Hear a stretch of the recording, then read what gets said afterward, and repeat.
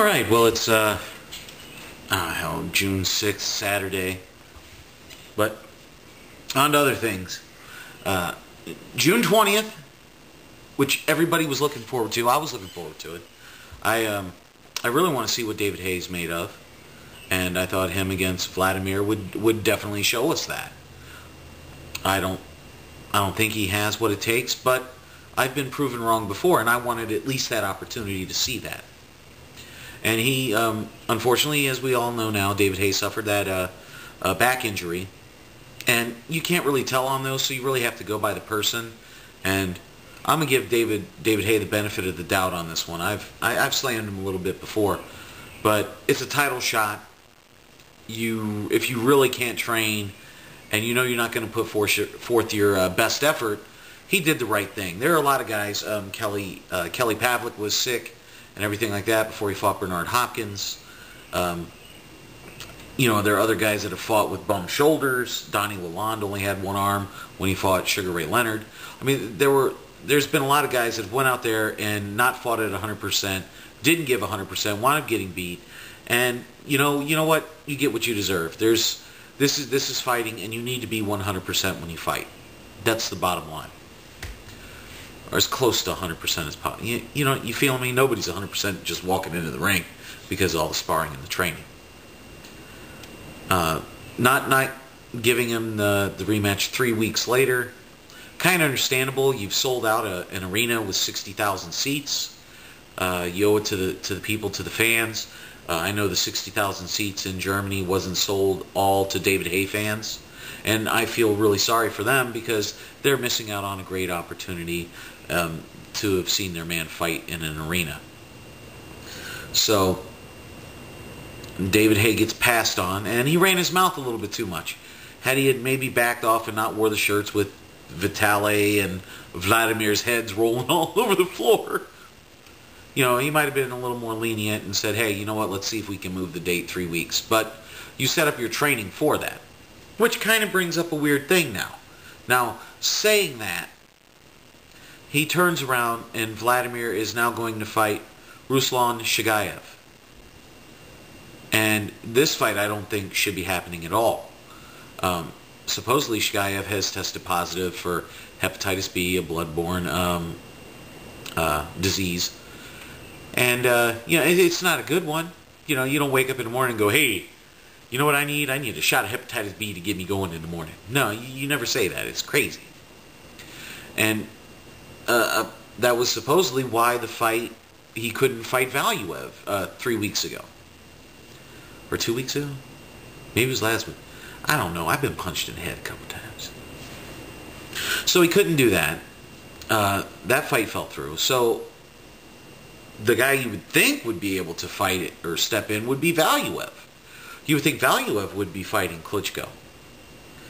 Nah, what you're forgetting is that Don King is involved with Valuev. And there's no way in heck Don King is going to risk losing a share, pittance, anything, of getting back into that heavyweight title picture and everything. No way. No way is he going to put him in there against Vlad to get beaten like a dog. Not going to happen. I mean, but then again, John Ruiz gets a title shot every 4 days. It shouldn't happen. I mean, if he was fighting Valuev, I would say I could see the fight going on the 20th. But him fighting Ruslan Chagaev, who is a southpaw, so now he's got to, instead of training orthodox, right-handed, he's now got to train for southpaw, a much smaller southpaw, a much slower southpaw. I think he's less experienced than David Haye, nowhere near as fast. I don't think he has the power of David Haye, to be honest with you. And this is coming from a guy that says, David Haye's only knocked out cruiserweights. He's only knocked out a couple heavyweights. Well, I've seen a few of Ruslan's fights, and he's fought 3 people of credit, really. And that is John Ruiz,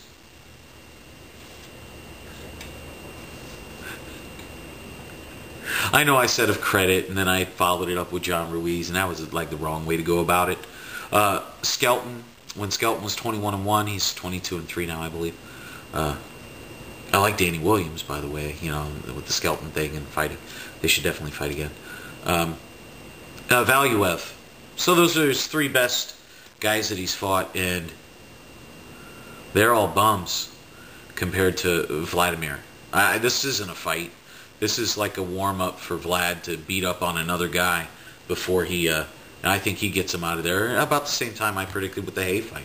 You're looking at around the 7th round, if he lasts that long. This White Mike Tyson thing is a joke. He doesn't have the head movement of Tyson. He's nowhere near as quick. And look, when Tyson weighed 225 pounds, dude had veins coming out of his veins. All right? This guy, he might weigh 227, but he could easily cut and be 215 to look like Tyson. But he doesn't move like Tyson. He's not as aggressive as Tyson. Nowhere near as fast as Tyson. He's got a pawing jab. He doesn't really go out there. He moves straight back. He's only knocked out one of his last 6 opponents. That's not Tyson. One of your last 6? He's had 17 knockouts in 25 fights. But his last 6 fights, he's only knocked out 1 guy. Because he's quit fighting bums and he's trying to step up and fight these other dudes. Sorry. Sorry. You can't tell I'm a little upset that this fight's going down, right? I mean, I could go over Vlad if you haven't seen my 8 other videos. Vlad's 5.5 inches taller, 20 pounds heavier, has an 8-inch reach on him, a great jab, good defense. He doesn't take risks. He's a good, really very smart boxer, and he can get your ass out of there. I just cursed. Sorry. I didn't mean to get all around. This fight shouldn't be happening. I'm really upset that it is. And, yeah, I mean, I'm still going to make the prediction, right? I mean, it's a fight. We got to predict.